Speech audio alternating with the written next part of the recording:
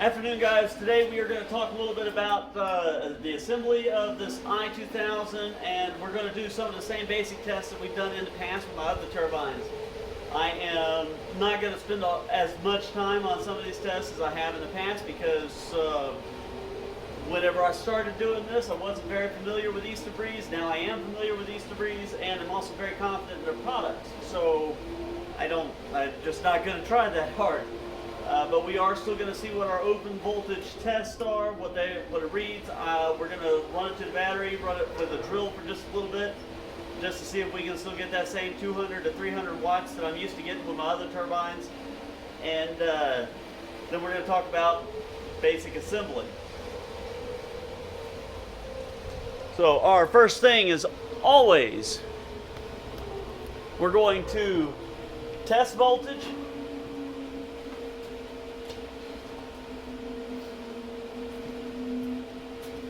Coming out of the AC leads, you will see some people call this wild AC voltage, which always bugs me because versus what? Tame AC voltage? Domesticated AC voltage?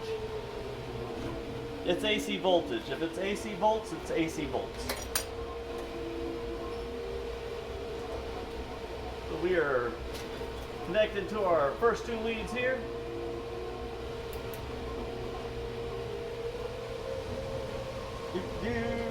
Let's get this one.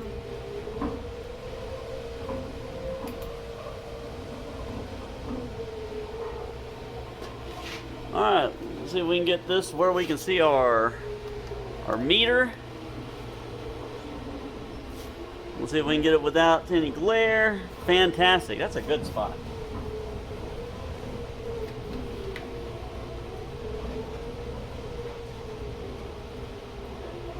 Okay, so this drill will attempt to get it up to 1500 RPM,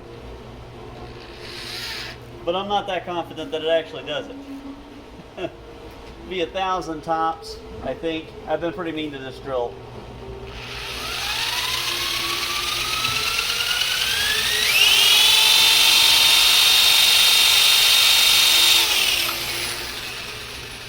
Right off the bat, we have over 130 volts AC on that one lead.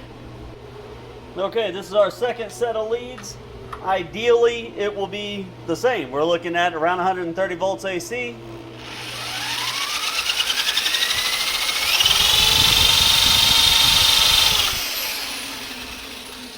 Or 160. That makes me wonder if I misread my gauge. Probably won't find out until I replay this on YouTube. Yeah, this one.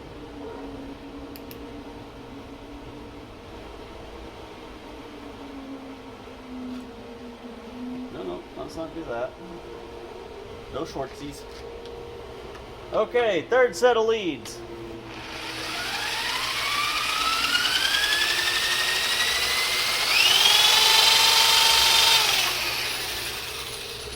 Okay, that still got us up to that 160. Now, just to satisfy my curiosity, see if maybe I misread that gauge.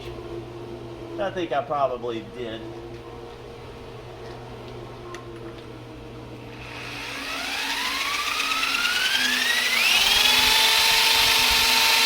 Okay, 160 all around. Fantastic. That's what we need it to be. So now we are. Man, I bet that's an exciting video. You guys can't even see what I'm doing. I thought I had it to where you could at least see the drill going at it.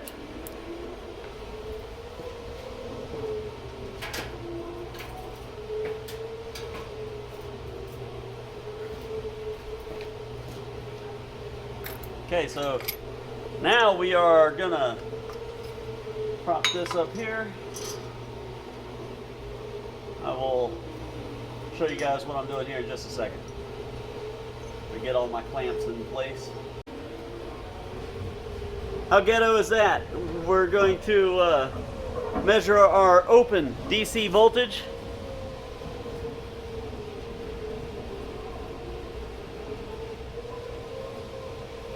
At least from there you can see the gauge.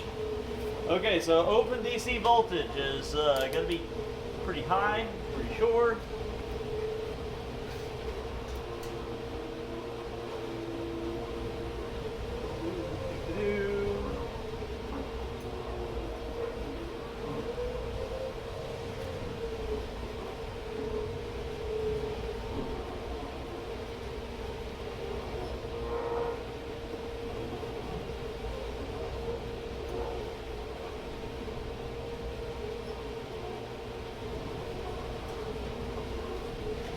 Okay, so let's see what we got here.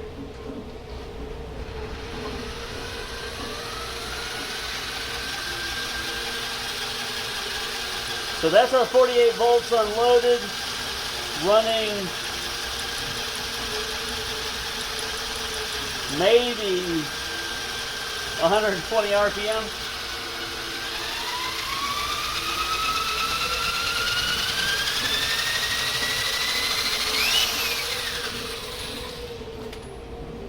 Try not to get too carried away there with the drill. Okay, so 160 volts across all three leads, 160 volts, DC, open voltage. We are going to run it across the battery over here. Let's see what happens. Okay. Okay, so I'm going to try to be real quick about this test because my clamps are kind of heavy for what I'm using them for. Okay, so we are running it to this meter. We're going to see what she does here.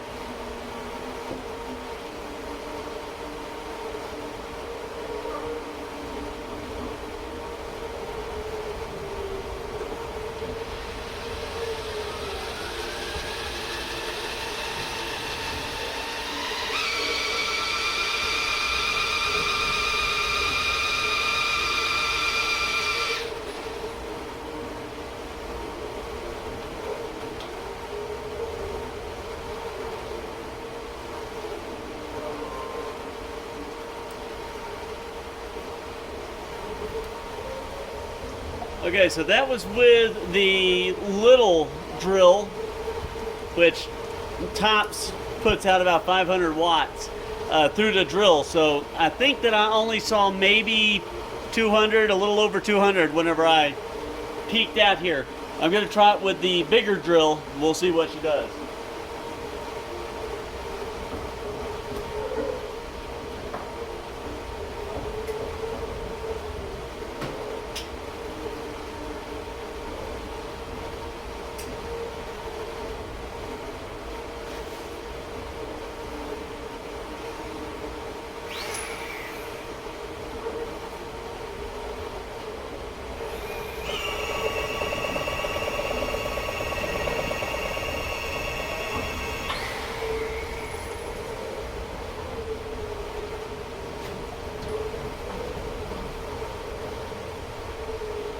Alright, so you guys got to see what that output was. I couldn't see it from across my shop. But still, those drills usually kick out about 200 watts. I could see enough of the output that I know that it's working, that it's doing what it's supposed to.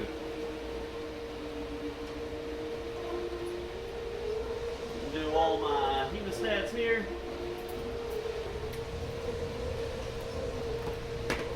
I can say that if you're putting one of these together, do be careful.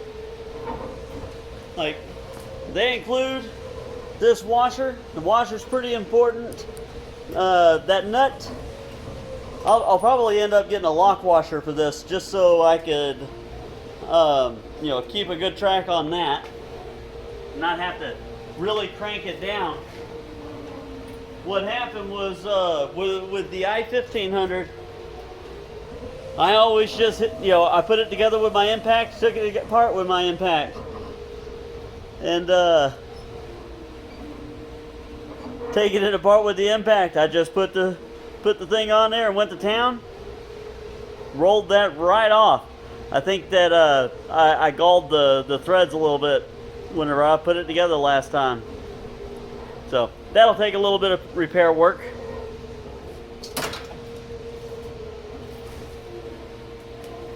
Okay, and as said last time, this comes with this nice galvanized hub.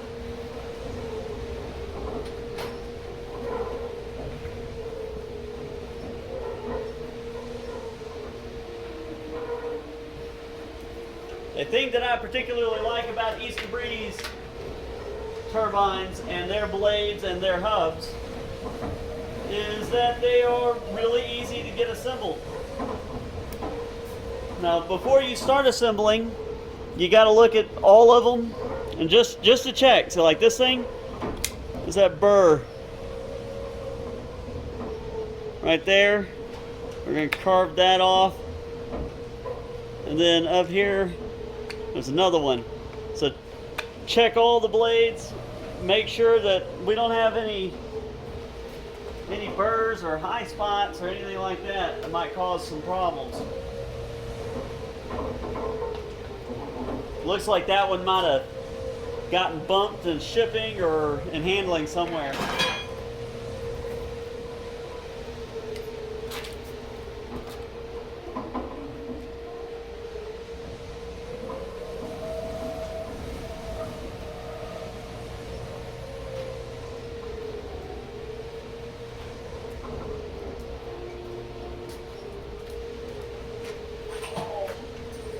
So now, in our little baggie of hardware here,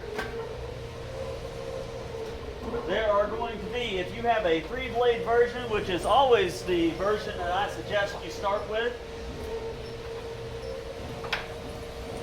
I do get that question a lot. 3 blades versus 5 blades. My answer is always, always, always use as few blades as what gets the job done. 3 is almost always ideal. If you have a 3-bladed turbine and it has too much trouble getting started up, then you're probably not in an ideal place for wind.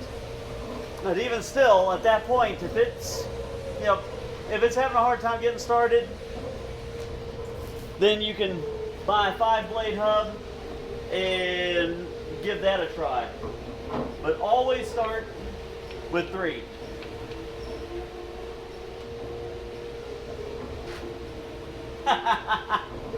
That's neat. So this is an issue I've never encountered before. It's just the first one I tried to put the thing in.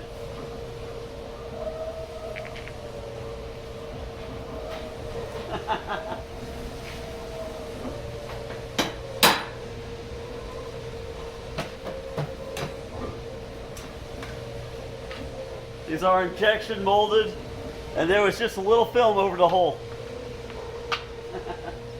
Not a big deal. Just surprising.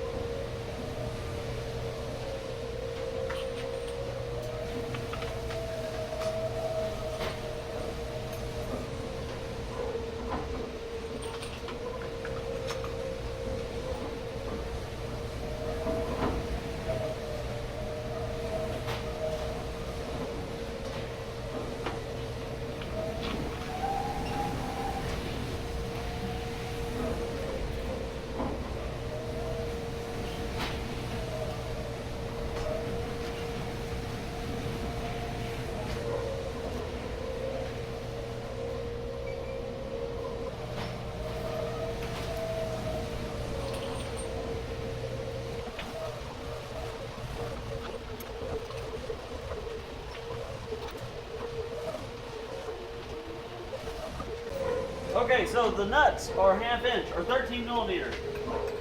And this is the way that I suggest putting these things together. Tighten up one on the outside first. Do that all the way around.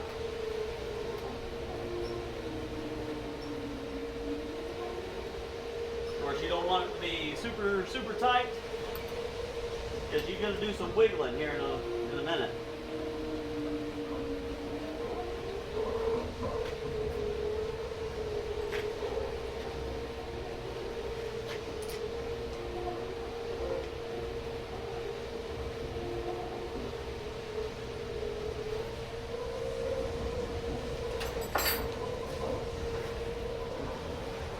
Move this back where we can see the, I can't get so far back that we can see the whole thing, but we're going to measure from wingtip to wingtip. Make sure that we are, pretty close to even.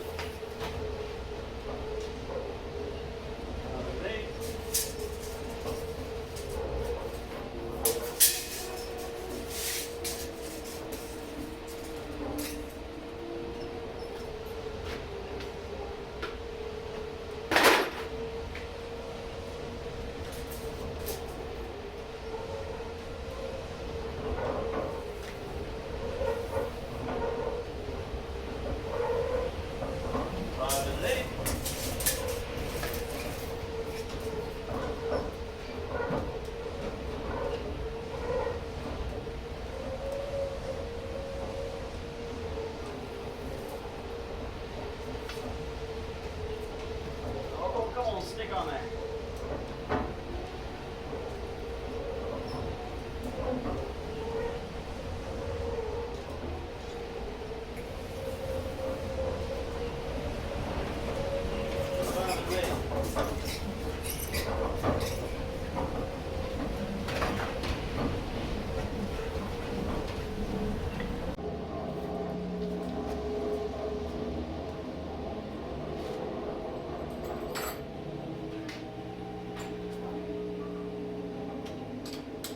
After we're sure we got spread right, go ahead and tighten down the rest of the bolts.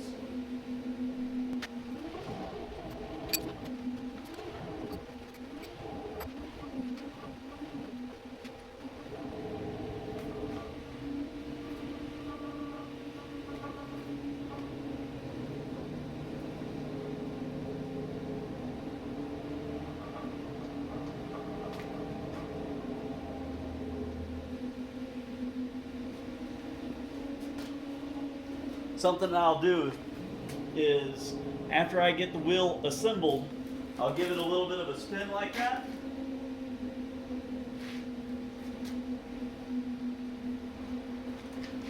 And I'll start looking if anything on my bench starts wobbling. Because this rotor is not really big enough and heavy enough that if it's out of balance, the rotor's not going to pull itself down if like one of the blades is heavier. But if I give it a good whirl, I can look at other stuff, like I've got keys and things hanging on my bench over there to the, kind of to the left. I've got little wires and all kinds of stuff. If it's out of balance, I'll see things like that wiggling.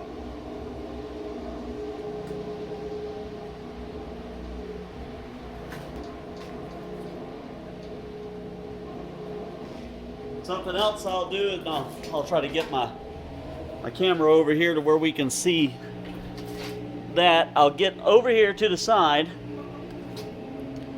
where I've got a single frame of reference, and I'll give it another spin and make sure all the blades are tracking the same.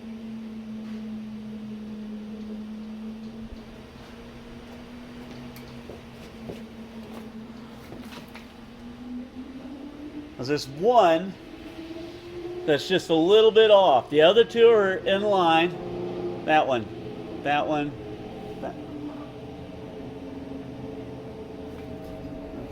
that blade.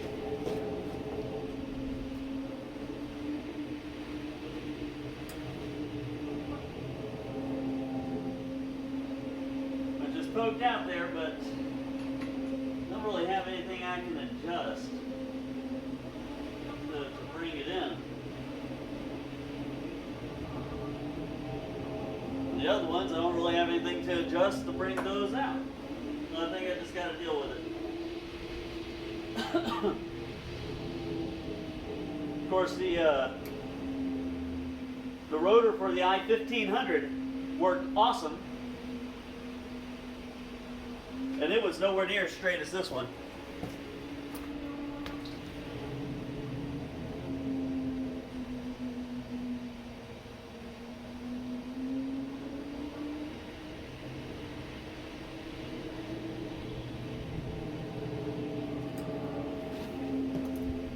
That blade's just bent.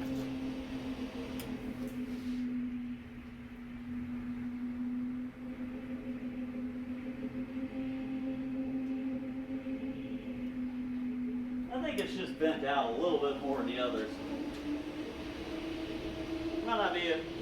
Might just be the thing I have to deal with. Well, I know it's just the thing that I have to deal with. Alright.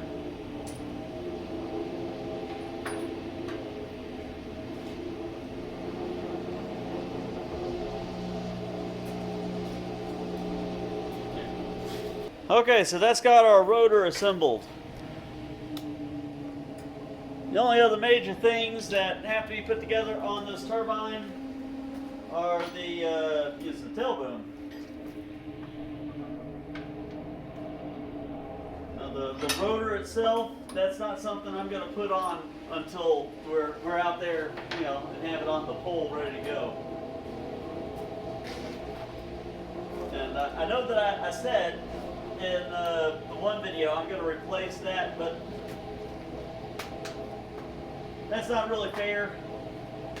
Every other turbine I get, I put it up in the air the way it comes to me.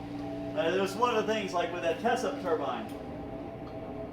That test-up turbine was in the air for a day before it tore itself apart. And it tore itself apart because the hardware that they sent was completely inadequate for what was going on. And that's something that I could have done something about that before it came apart. I could have went and got better hardware, but I didn't, because that's what they sent with the turbine. That's how it comes to people. That's how it should work.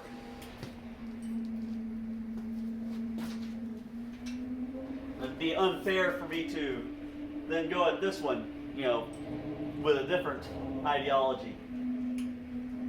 So, and this is another thing that I mentioned. Let's see if I can get that in screen.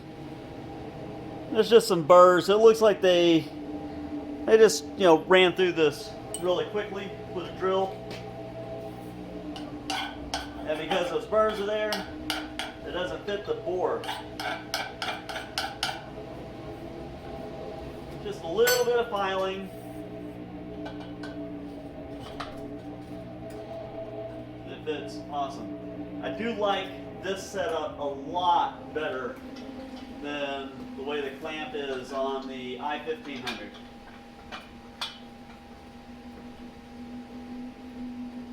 You get on in there.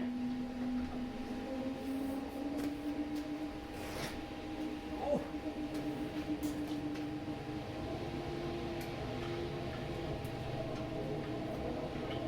Oh.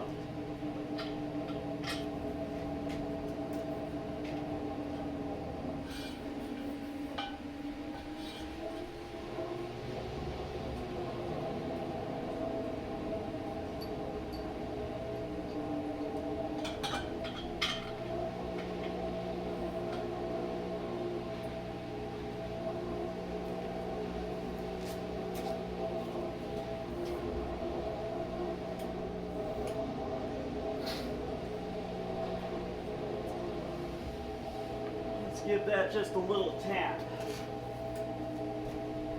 with a hammer.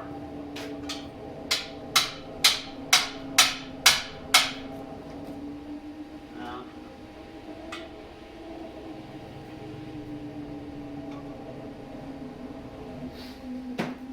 the issue I've got here is that the holes don't line up real nice.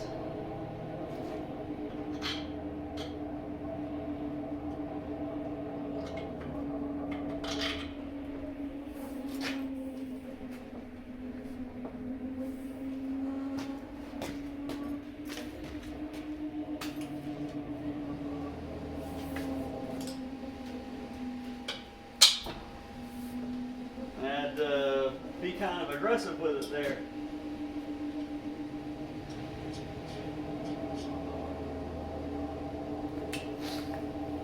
I imagine that the bores are drilled with a jig, and this one, the jig was just not aligned very well.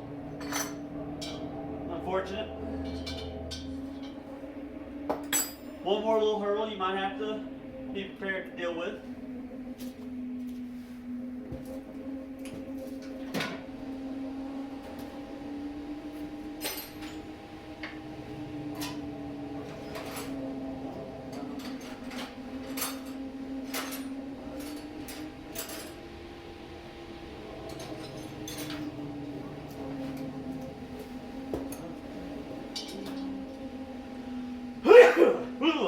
Excuse me. It's the wrong size. You got a big one.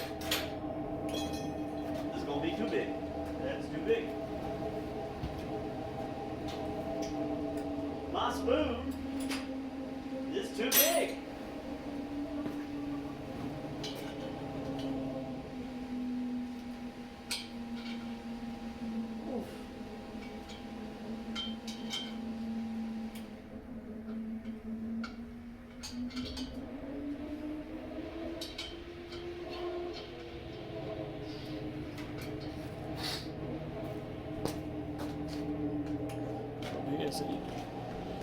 At least see what I'm doing.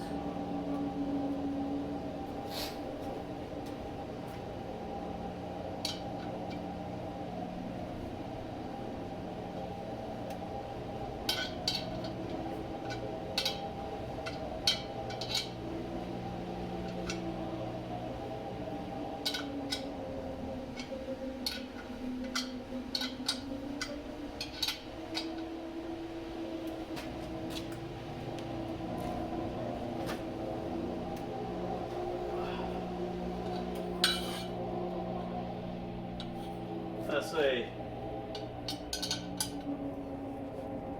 much more positive contact than the i1500 has. All right, there is my tail over here.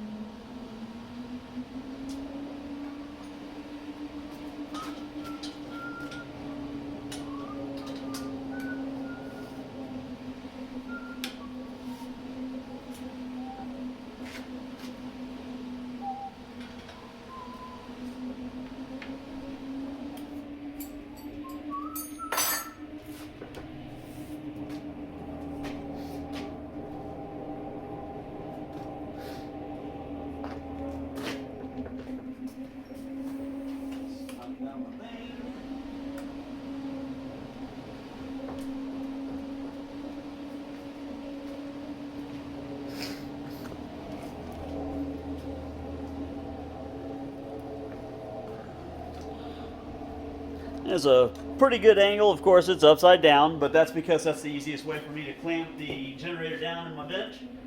But you can see how well the action works here, or exactly how the action works here. And from this angle, of course, I'm pushing on a 4-foot lever. It doesn't take much torque at all to push that back.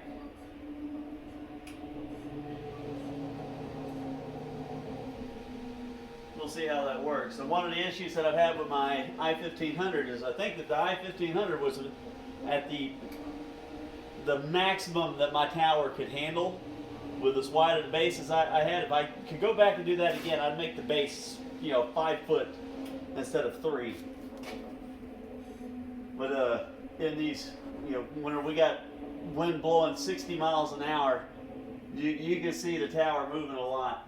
I think that this will help.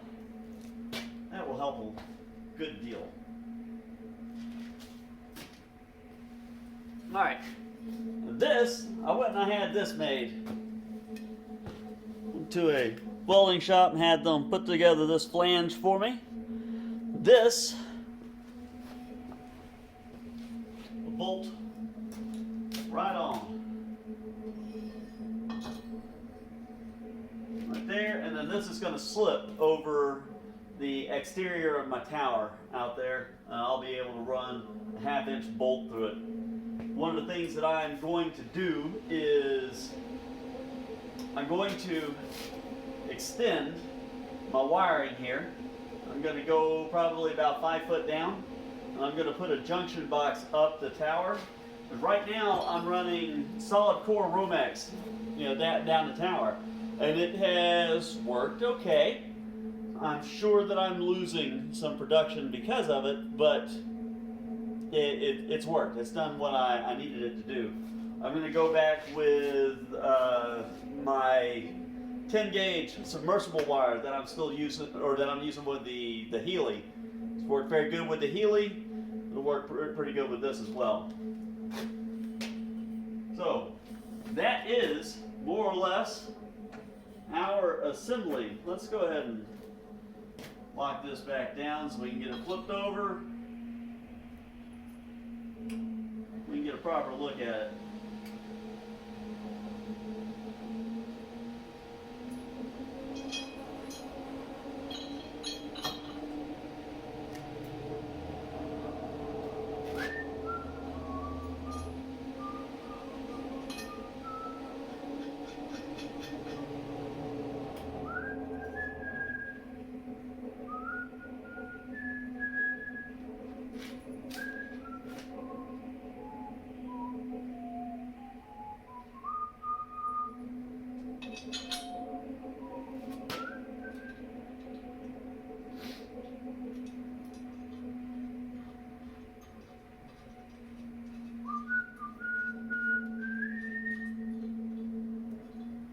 That song is stuck in my head.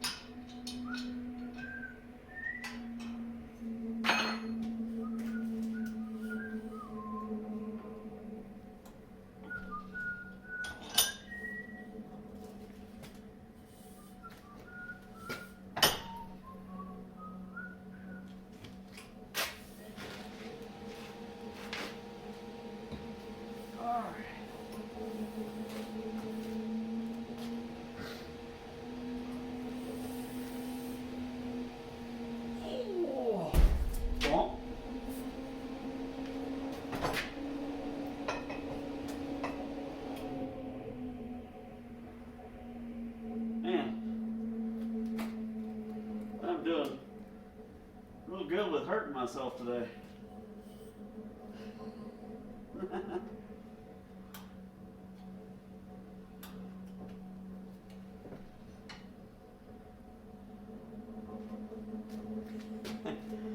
I got my finger caught in the fan earlier, cut the end of it off, and I just raked my finger across the threads on the shaft. It's not a whole day if I ain't bled some, I guess.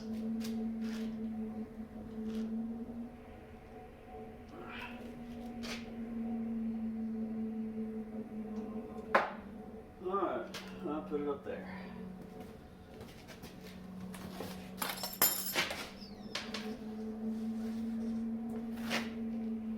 Yeah, we got enough room.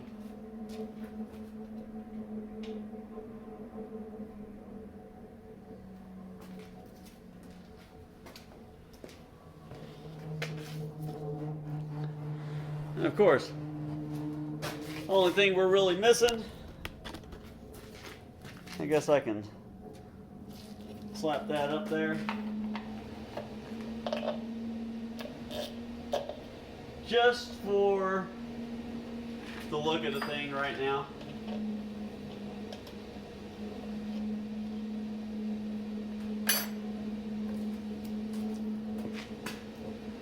Try not to bleed all over the place.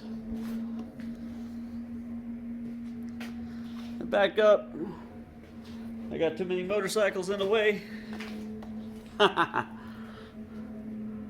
And that is our assembled iSta i2000. Which I know this has not been my most exciting video, but it is what it is. With any luck, I will have this thing put up tomorrow morning. And hopefully, not with any more blood. Alright. That's that for now. Thanks for watching. Guys, have a wonderful day.